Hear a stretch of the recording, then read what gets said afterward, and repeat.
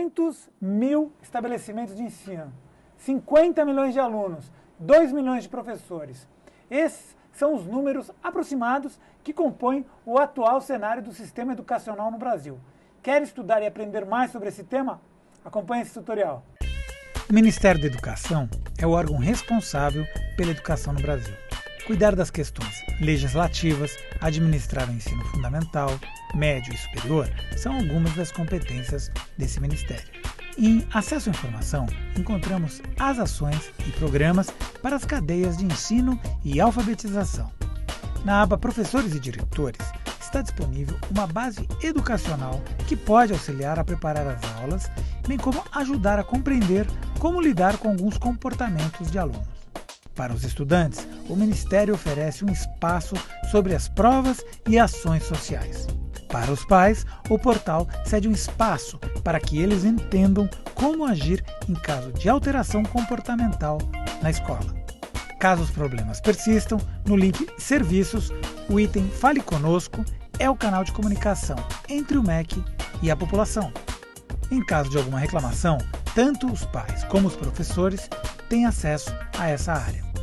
Está tudo dividido por assunto, o que facilita na hora de direcionar o seu comentário. Entender como funciona a educação no Brasil é um excelente caminho para cada vez mais criarmos cidadãos que têm capacidade para entender e exigir um ensino de qualidade. Gostou dessa dica? Compartilhe! Liberdade de expressão e redes sociais. Para explicar quais são os limites da lei, convidamos Gisele Truzzi, advogada especialista em direito digital.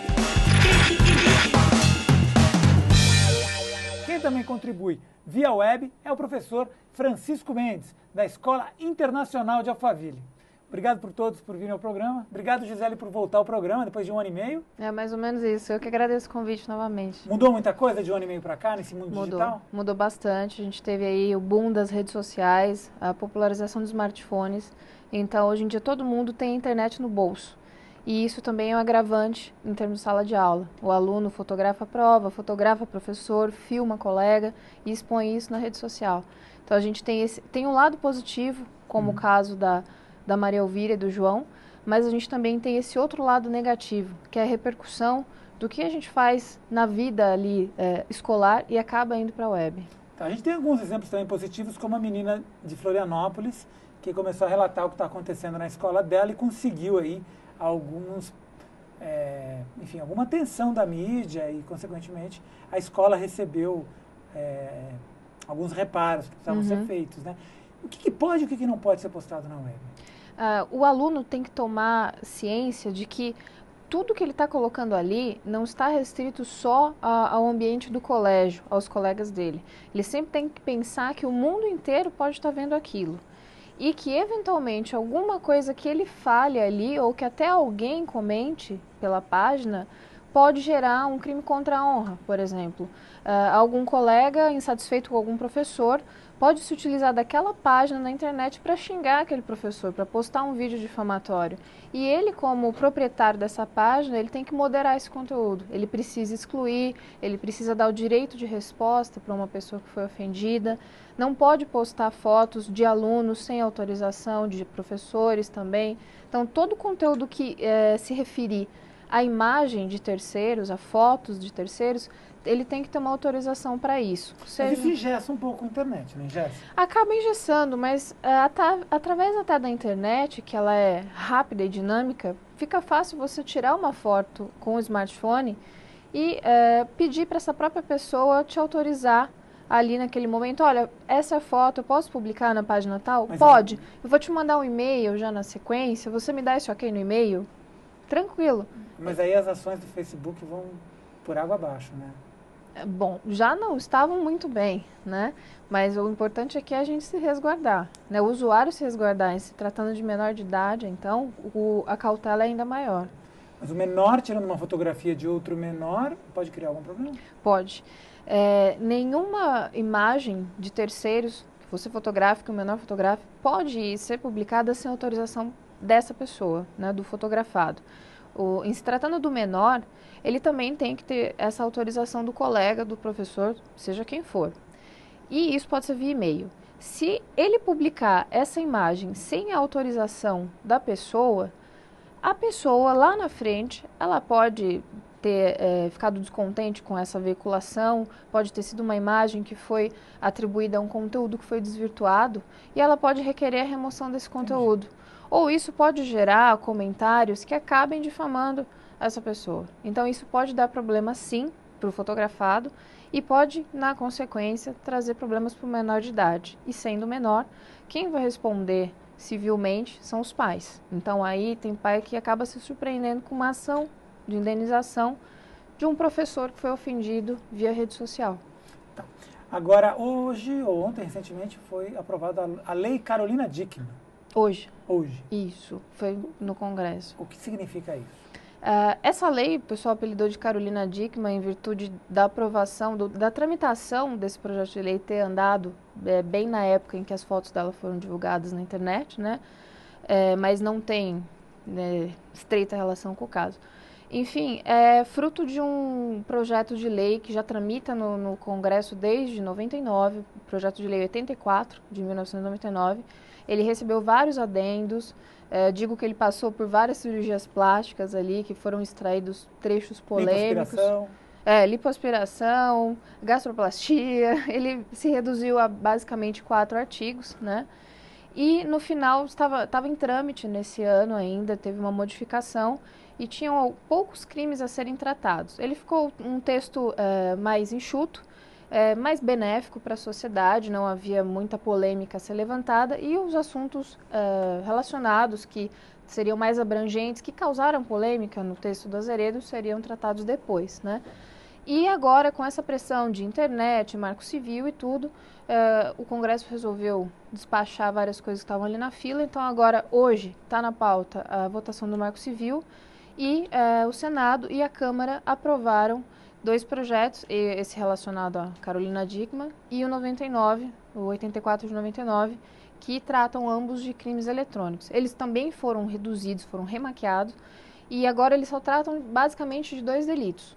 O uso indevido de dados bancários, sem autorização, e quebra de senha. Então, eu ainda, como a notícia é tão fresquinha, peguei até antes de vir para cá, eu ainda não li o texto na íntegra para ver como ficou.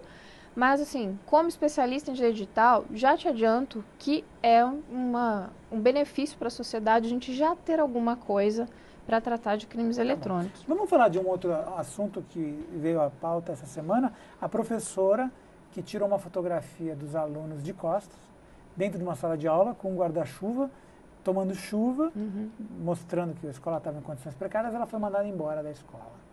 Isso em São Luís do Maranhão. Como é que você, como advogada, vê isso? Eu entendo que, aqui, minha opinião, né, individual, foi um pouco precipitada essa atitude de mandar a professora embora, né, demiti-la da sua função. Sendo que ela não identificou os alunos, a escola era pública, tem verba pública, tem dinheiro de toda a população ali investido, então todo mundo está contribuindo para a situação daquela escola. E ela também gerou uma transparência para a sociedade. Ela mostrou, olha, nossa escola está assim, nós pagamos impostos, mas não estamos vendo o retorno disso. E a gente sabe muito bem, como a própria Maria Elvira citou o caso do João, o quanto é difícil você conseguir um retorno do poder público. E a internet oferece esse canal. Então ela usou muito bem da rede social em reclamar por ali, para tentar ver a sua necessidade de todos os alunos atendida. O problema foi que o poder público não encarou com o mesmo positivismo, né? E agora parece que estão tentando readmiti-la, contornar a situação.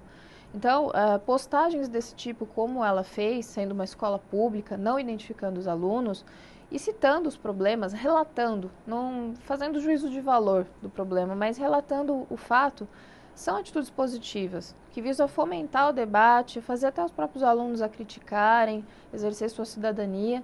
E também é uma forma de utilizar muito bem a internet para a gente reivindicar a atitude do poder público. Tá bom. Eu queria convidar agora o Francisco para participar dessa conversa. Francisco, hoje as salas de aula estão repletas de celulares, tablets, né? Os alunos têm uma facilidade muito grande. Qual é o papel da educação nesse sentido de cidadania aí que vocês que você acredita seja eficaz? Se ele não tem acesso daquela forma, ou seja, com aquela conexão, ele vai ter acesso em algum outro lugar na vida dele. O que a Gisele acabou de comentar é perfeito, né? Ou seja, hoje está aí no meio de todo mundo que estão com smartphone, com tablet. Então, como é que a educação faz? Acho que, antes de mais nada, é conscientizar pais e principalmente os alunos de quando e como o equipamento.